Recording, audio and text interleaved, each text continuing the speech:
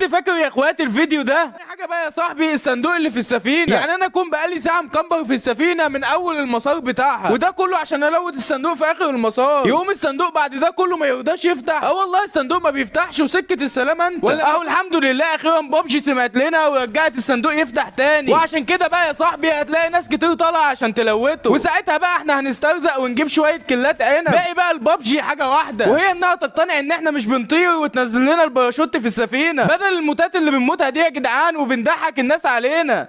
لو ده هيثبت لك اني